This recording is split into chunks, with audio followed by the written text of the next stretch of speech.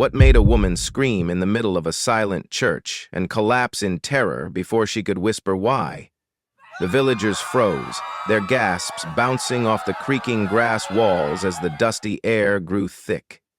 Her trembling hand clawed the air, pointing behind the pulpit, her wide eyes locked on something unseen, something no one else dared face. Pastor Easy's voice thundered through the chaos. "Shut your eyes," he roared, his deep tone quaking like a storm over the plains. "Look upon the spirits, and they'll drag you to darkness." In a sun-scorched Nigerian village, nestled between sprawling Baobab trees and red dirt paths, faith was the heartbeat of life. Goats bleated in the distance, and the smoky scent of roasting yam hung heavy in the air. At the village's edge stood a modest grass-thatched church. No towering spires or golden relics, just a humble sanctuary of woven walls and a sagging roof. Yet every Sunday, it swelled with worshippers, men in faded wrappers, women with colorful headscarves, children clutching their mothers, all drawn from miles around by one man, Pastor Easy. Easy wasn't just a preacher, he was a force. Tall and broad, he moved with a quiet power that hushed chatter and made even the elders lower their eyes. His voice rolled like thunder across the dry plains, rattling the church's frail beams and stirring the souls of his flock. To them he was God's own hand, a vessel of divine might.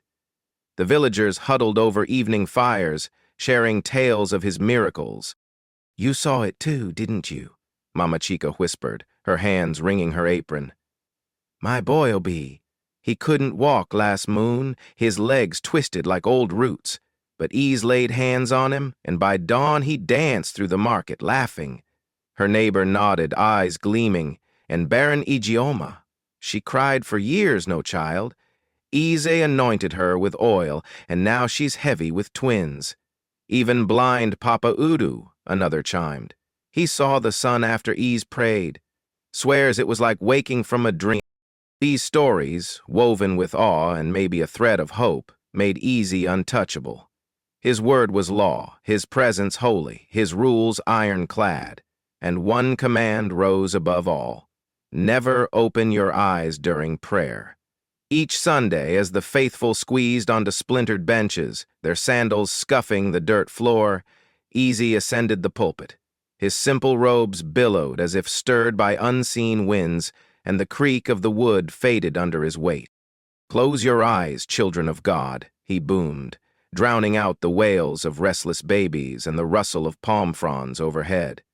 "The Lord moves among us now. Dare to look, and the devil will claw your sight away." Fear wrapped the congregation like a shroud. No one defied him. Newcomers, blinking in confusion, felt a neighbor's urgent hiss, "Close them, or you'll pay!" and snapped their lids shut. They obeyed out of devotion, trembling with faith. They obeyed out of terror, haunted by his warnings. And they obeyed because no one who'd broken the rule had ever spoken again, or so the whispers claimed. But beyond the village, a shadow approached. A stranger named Tundi trudged down the dusty path, his sandals kicking up red clouds. His sharp eyes glinted with questions, and he carried a past that would soon unravel everything. Tundi had wandered through countless villages, his weathered bag slung over one shoulder, his heart hardened by betrayal. Years ago, a fake healer had drained his family's last coins, promising to save his sister, Nenkech. She'd withered anyway, her final breath a curse on such men. Never again, Tundi swore. He'd seen it all since. Preachers raising the dead with twitching eyelids, prophets peddling blessed water that tasted of the river. To him, most were actors, preying on hope. When he reached Easy's village, the air thrummed with praise. A miracle worker, God's voice in flesh. Tundi's lips curled skeptically. He slipped into a Sunday service, not to pray, but to pierce the myth. The church buzzed with life. Women in bright headscarves murmured prayers, their voices a soft hum against the drone of flies. Children clung to skirts, their bare feet tapping the dirt. Men sat rigid, eyes alight with reverence. The scent of sweat and dusty earth mingled with the faint tang of palm oil. Then Ease stepped forward, his robes swaying like a king's cloak, his presence swallowing the room whole. "The Almighty's power is here," he thundered, arms raised, his voice shaking the rafters. "If you believe, shout hallelujah!" "Hallelujah!" the crowd roared, a wave of sound that rattled the grass walls. Tund stayed silent, his gaze darting across faces, benches, shadows. Then came the prayer. "Close your eyes," Easy commanded, his tone a whipcrack. "The Lord walks among us. Open them, and the devil claims you." The room fell still, save for Ease's voice and the villagers' shallow breaths, thick with awe. But Tunde didn't obey. Through slitted eyes he watched, his pulse steady, and his stomach knotted. Easy wasn't praying. His hands darted into woven baskets, coins clinking faintly, trinkets vanishing into his sleeves. He snatched yams and bread, stuffing them into a sack behind the pulpit, his fingers swift and greedy like a hawk snaring prey. The rustle of cloth and the soft thud of goods betrayed him, though the faithful heard nothing, lost in their blindness. Tun's breath hissed out. A man of God? No, a thief draped in holy lies. Then, as if sensing a gaze, Easy froze mid-motion. His head snapped up, sweat beading on his brow. His eyes locked onto Tunde's. Time stretched thin. A chill slithered down Tunde's spine, but he didn't flinch. "You," Ease bellowed, pointing a trembling finger. "Visitor, you defy the Lord." Gasps erupted, sharp and jagged. Women clutched their chests, beads rattling. Men glared at Tunde, fear and suspicion twisting their features. Ease strode forward, his face a storm of fury. "You've opened your eyes in prayer. The devil's claws are in your soul now." Tunde's throat tightened, but he stood tall.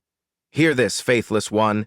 You'll not see tomorrow's sun." Ease roared, his voice echoing off the walls. Panic buzzed through the church. Ize's curses strike true, they whispered. Lame legs, blind eyes, dead crops. Some hissed at Tunde. "Kneel, beg mercy." Others turned away, shunning the doomed. But Tunde didn't quake. "We'll see," he muttered, his voice low but steel-hard. He turned, sandals scuffing the dirt, and strode out, leaving a room of trembling believers clutching their faith. What broke with the dawn would crack their world wide open. Morning painted the village gold, and Tunde lived. He ambled through the market, bartering for mangoes with a grin, unscathed by Ease's curse. The scent of ripe fruit and wood smoke swirled around him as traders gaped. Whispers darted like flies. Had Ease faltered? "Maybe it lingers," a woman muttered, clutching her basket. "The curse takes time." Others shunned Tunde, fearing his defiance stained them too. But as the sun blazed high and he thrived, doubt rooted deeper. A week later, another fracture split the faithful. Adeyes stumbled into the village, her thin frame bent under grief. Her son, Kofi, lay dying, fever eating him alive. And she'd trekked miles for Easy's miracles, her last thread of hope. She'd joined a service, head bowed among the murmuring crowd, her cracked hands clasped tight. But as Easy's prayer rolled on, a restless itch stirred in her chest. She peeked, just a flicker, her breath snagged. Eze wasn't lost in holy trance. His sharp eyes flicked over the crowd like a trader sizing wares. His hand slipped into the offering pile. Coins clinking soft as whispers, a necklace vanishing into his robe. He moved with a thief's grace, years of practice in every twitch. Adeze's pulse hammered. This is why closed eyes hide his greed. Before she could blink, Eze's voice cut sharp.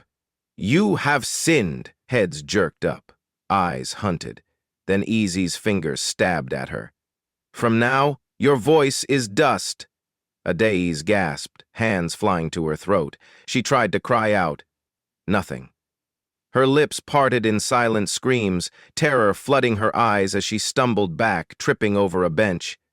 The congregation recoiled, prayers hissing under their breath.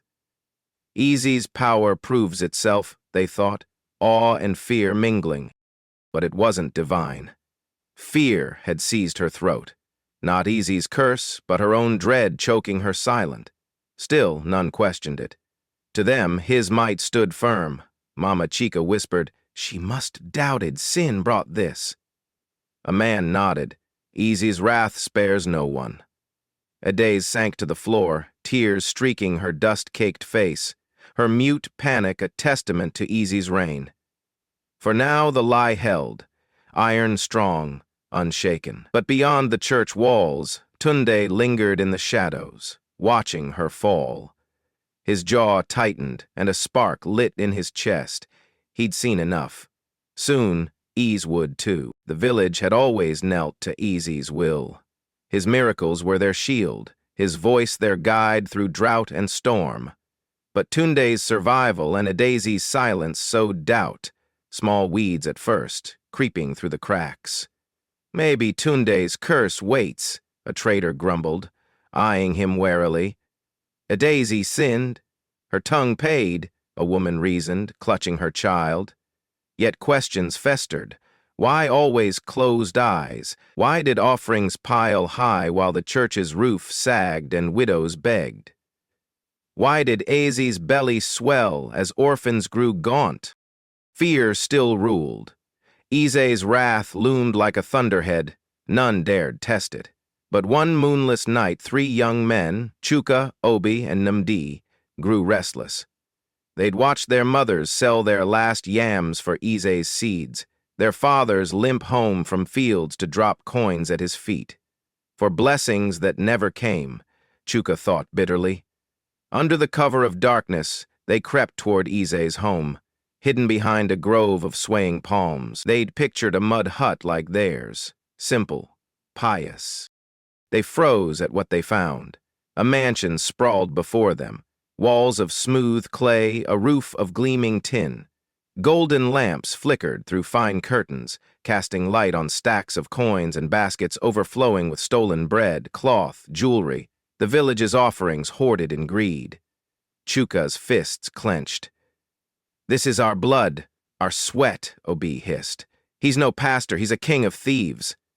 Namdi peered through a window, his breath fogging the glass. "If we tell, will they believe us, or curse us silent like Ades?" Fear rooted them still. They slipped back into the night, hearts pounding against their ribs. But the village stirred. Whispers swelled, soft at first, then sharp. Why does Ease thrive while we fade? The once blind faith in him frayed at the edges, threads pulling loose. By the church, a shadow flickered, gone too fast to catch. The walls creaked faintly, as if something heavy slithered beneath. No one noticed, not yet, but something or someone was watching. Aze's name echoed beyond the village, carried by traders and pilgrims to distant markets. His fame swelled and he seized it, announcing a grand miracle night, a spectacle of healings to cement his legend. The churchyard overflowed that evening, lit by flickering lanterns. The blind shuffled forward, the lame leaned on sticks, the sick coughed into rags, all desperate for salvation. The air buzzed with hope and the musk of crowded bodies. Eze strode forth, robes billowing, his voice a tidal wave. "Bring me the blind!" A frail man, bony and trembling, was led by his brother to the front. The crowd held its breath, the silence thick as mud. Aze pressed his palms to the man's face, fingers digging in. "In Jesus' name, see!" he bellowed. The man's eyes snapped open. He blinked, then shrieked, "I can see! Glory!" His arms flailed as he stumbled forward, tears streaking his gaunt cheeks. The congregation erupted. Women fell to their knees, men wept, children cheered. "Aze's power shines!" they cried. But that night, miles away, truth bared its teeth. A villager, sent to trade yams, paused at a dimly lit bar. Laughter spilled out, and there sat the blind man, hale and grinning, counting cash across a table from Easy. "Perfect shouting today," Easy chuckled, his voice oily as he slid coins over. "These fools swallow anything. Keep it up and we'll bleed them dry." The villager ducked into shadows, fists trembling, his breath caught as the words sank in.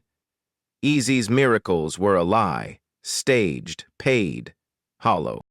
He stumbled back toward the village, the night pressing close.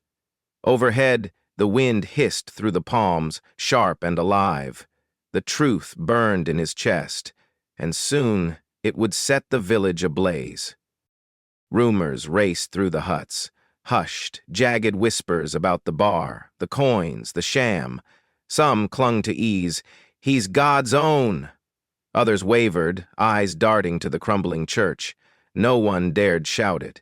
Ease's curses still loomed like specters. Then a stranger arrived, beads rattling on his wrists, his gaze sharp with old magic. A witch doctor from afar, drawn by tales of Ease's wonders. Not to heal, but to test. He slipped into a service, unnoticed among the bowed heads. As Ease prayed, "Close your eyes," the witch doctor stared, unflinching. Behind Ease, a massive serpent coiled, scales scraping the dirt, red eyes glinting, moving with the pastor's every gesture. Real, alive, unseen by the blind faithful. The witch doctor's lips curled. A pact, not God. That night he crept into Easy's chambers, the air thick with incense and shadow. Chanting low, guttural words, he snatched a carved idol. Snakeskin, wrapped, warm to the touch, Easy's supposed power source. He vanished into the dark, clutching his prize. Next day, Ease faltered. His voice cracked mid-prayer, hands trembling as he blessed a child. The healed, blind from the miracle night, rubbed their eyes, muttering, "It's fading, dark again." The sick coughed harder, miracles unraveling like thread. Sweat beaded Ease's brow. He snapped at a deacon, "Fetch more oil." But his aura dimmed. The villagers felt it. His invincibility splintered. Mama Chica frowned. "He's different." A man whispered, "No power today." The church walls creaked faintly, a low hiss threading the air.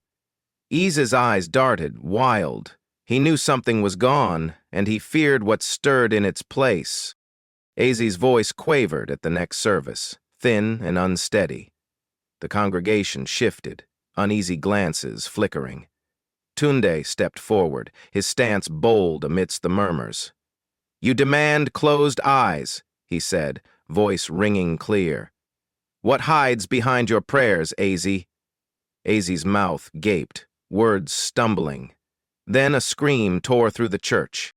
A woman at the back shrieked, collapsing, her finger jabbing wildly.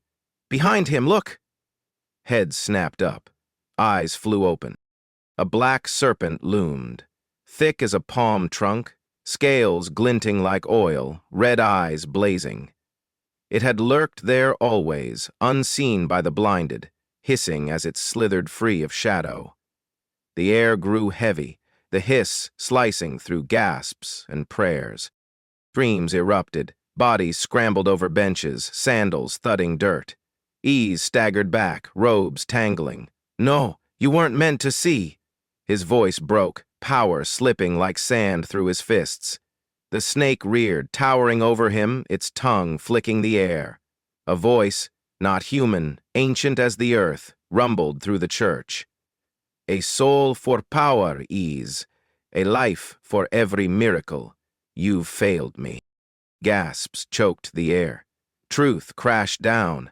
Ease's wonders weren't God's. He'd bargained with darkness, traded lives for lies. "Please," Ease sobbed, falling to his knees, hands clasped. "I served you. I obeyed. One more chance." The snake's eyes narrowed, cold and unyielding. The air thickened, suffocating as its scales rasped closer.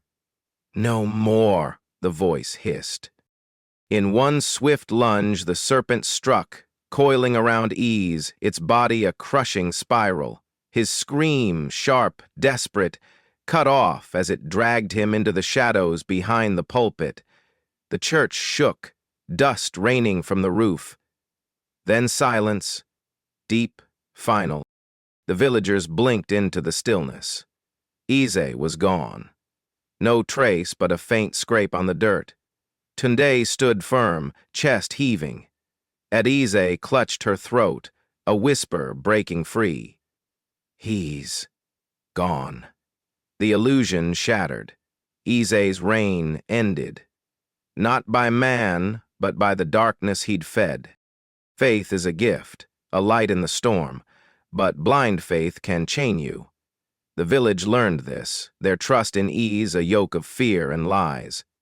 The Bible warns in John chapter 4, verse 01, "Dear friends, do not believe every spirit, but test the spirits to see whether they are from God." Not every voice crying, "Lord," carries his truth. Some, like Ease, crave wealth, power, control, twisting faith into a tool of greed. True faith isn't miracles alone. It's a bond with God, forged in wisdom and prayer. Jesus said in Matthew 7:15, "Beware of false prophets who come to you in sheep's clothing, but inwardly are ravenous wolves." Ease cloaked his hunger in holy robes, but beneath he devoured. The villagers paid dearly to see it. Years of toil stolen, hope betrayed by a serpent's bargain. So must we be vigilant, test every word, every wonder. The enemy hides as an angel of light, but God's truth cuts through shadow. Ask yourself, does your faith free you or bind you? Seek God, not just signs. Pray for eyes to see, ears to hear. If Ease fall stirs you, whisper this, "Lord, lead me to your truth." Let it guide you from deception to peace. What did this tale unveil for you? Did Tunde's courage strike a chord? Adese's silence? Share your thoughts below. Let's uncover the lessons together. If this story opened your eyes, like, subscribe, and tap the bell for more Baobab African tales. We've got gripping stories brewing. Tales of mystery, justice, and wisdom rooted deep in our soil. Type in the comments, "Lord, lead me to your truth." Stay blessed, stay wise, and never let the shadows fool you.